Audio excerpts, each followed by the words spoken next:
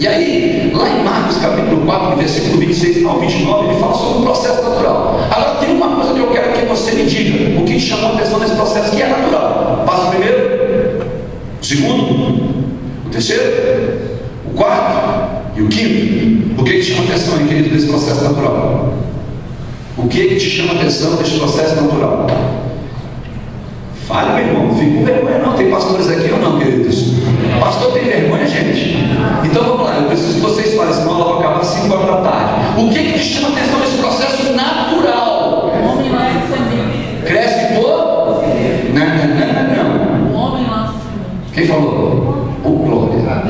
Mulheres, né, gente? Elas percebem, né? Mulheres, elas não há. Queridos, o processo é natural. Nós temos a semente que germina, nós temos um crescimento por si mesmo, porque o milagre vem lá debaixo da terra e você não vê o milagre sendo gerado. Nós vemos o milagre acontecer, mas quando é gerado, é Deus que gera. Nós vemos que logo depois frutifica ela, a espiga, o grão está pronto para colher. Beleza? Mas, queridos, olha ali o homem no processo natural, queridos.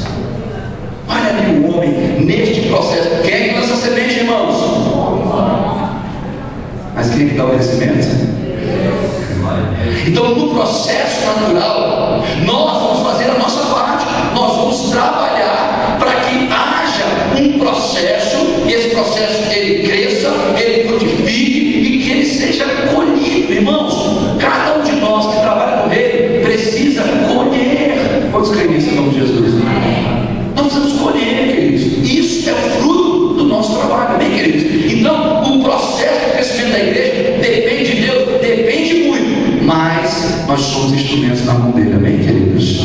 Então, são essas ferramentas que nós vamos saber e precisamos saber utilizá-las para que nós sejamos usados por Deus, para que haja crescimento, para que haja colheita. Queridos, nenhum membro da tua igreja te pertence. Como pode dizer amém por isso?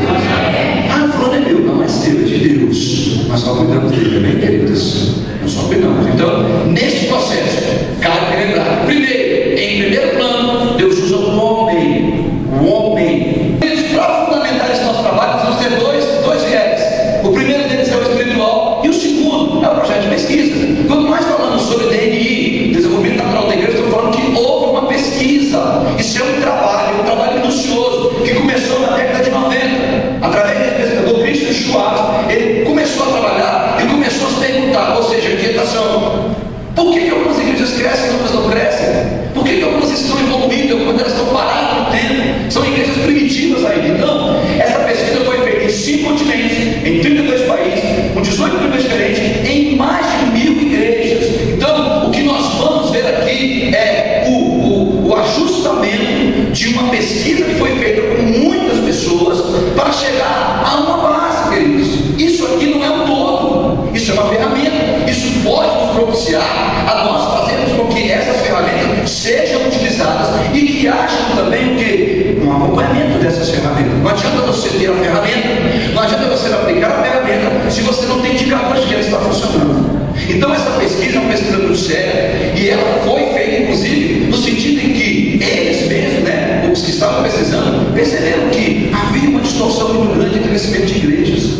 Por que acontecia isso? Se a igreja é uma só, vamos crer nisso? A igreja do Fumal é uma só conosco aqui da sede, sim ou não? A igreja da Taguatinga é uma só conosco, amém? QNL é uma só, amém? E por que lá não está crescendo e ali está crescendo, lá está bom, aqui tem alguma coisa errada? Então, são esses fundamentos e essa fundamentação que nós vamos trabalhar aqui e que nós vamos daqui a pouco ali, para a gente tentar chegar a algumas conclusões ou questionamentos. Então nós queremos inquietar você, porque, irmãos, não é tão simples você ser chamado, você ser indicado e você começar um trabalho, e um trabalho de evangelismo, um trabalho de crescimento da igreja. Então, existe muito mais do que você somente orar, né, ser ungido. Então, o nosso trabalho especificamente é criar as oportunidades, as possibilidades para que o crescimento seja efetivo, amém? Consideremos como podemos trabalhar para liberar todo o potencial que Deus colocou dentro das nossas igrejas. Queridos, pastor, mas lá na igreja eu não tenho ministério de louvor. Tem sim, desafia. Porque lá na nossa igreja lá, queridos, no belo dia, meu ministro disse: pastor, pequei. Eu falei: eu também. Foi quando você? Não, foi porque se você disser que não tem pecado, mas você é mentiroso. Eu falei: você pecou? Não, pastor, forniquei. Ah, Jesus, então tá bom, senta no banco, fica de castigo aí com ele.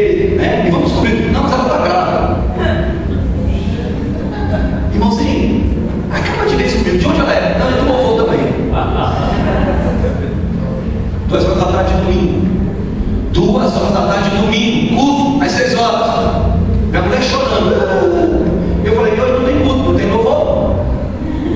Não tem louvor, não tem culto. Aí eu cheguei na igreja 1 hora antes. E Deus falou: ajoelha, pede perdão e ora.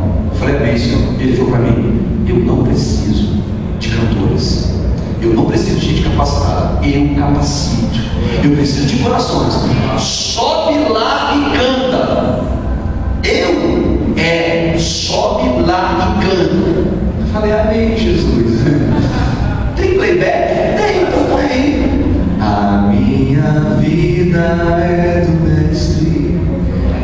Eu não sou cantor, queridos, mas em nome de Jesus Cristo, se necessário for, eu canto, eu danço. E você que quer ser pastor, meu irmão, se necessário for, vai passar a dançar também. Se necessário for, vai passar a cantar. Porque a primeira vez que o pastor cantou: Giovanni, você vai cantar hoje, escondido dentro do banheiro. Eu vou cantar, não, você vai. Um dia você vai. Então, queridos, em nome de Jesus, existe potencialidades dentro da sua igreja. Repete, seu irmão: tem potencial na sua igreja, meu irmão. Não queira também fazer tudo. Não ache que o potencial é você, que o manancial só é você. Não, queridos.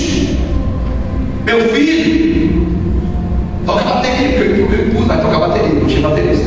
Aí começou a bater. Hoje é o baterista. Mas o baterista foi embora. E o violonista foi embora. Eu falei: agora você vai tocar violão. Ele começou a tocar violão. Ele está tocando violão.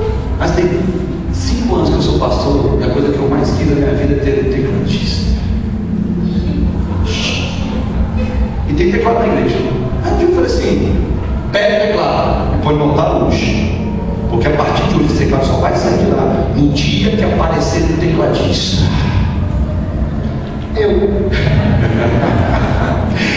Ele apareceu. Mas eu falei: sabe o que acontece? Essa semente que está hoje sendo lançada nesse solo, eu não vou cobri-la. Se esse tecladista sair da igreja, eu passo a tocar o teclado da igreja. Se o violonista sair da igreja, você passa a tocar violão. Se não tiver ninguém para cantar, cante você, mas desafie as pessoas. Tem gente sentada no banco que tem potencial, e se você não descobrir, se você não desafiar, você vai ter que cantar, dançar, tocar, pregar. Vamos fazer a mesma coisa.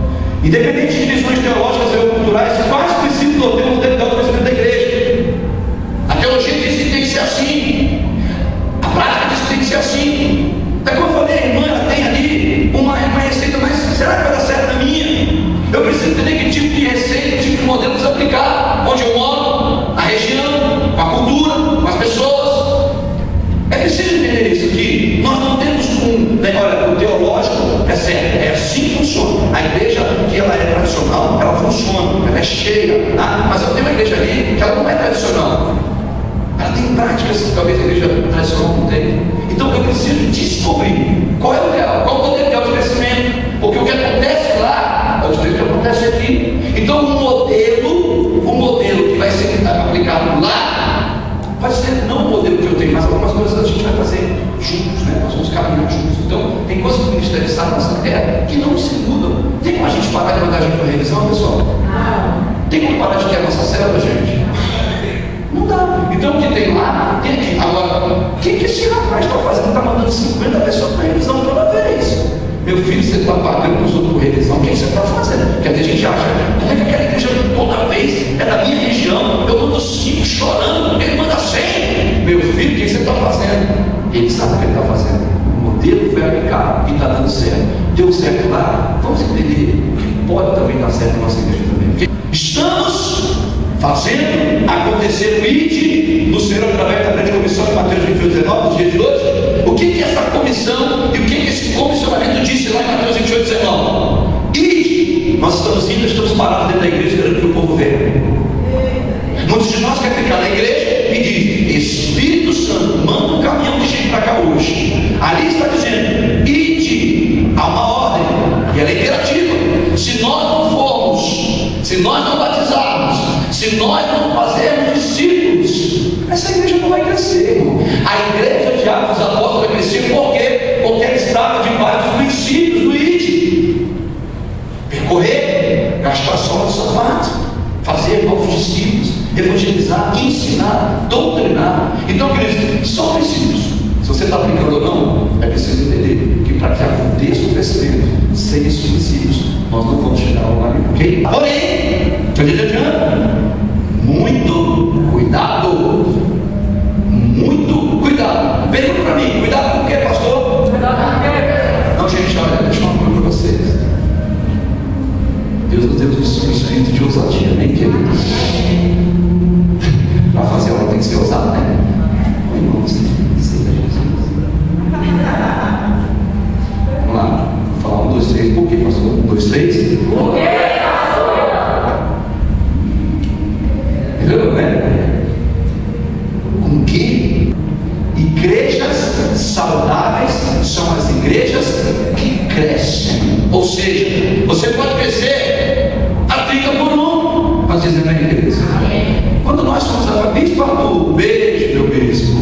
Aquele homem ali, aquele homem de Deus aí, foi meu profeta, foi meu professor. Aí um dia eu percebi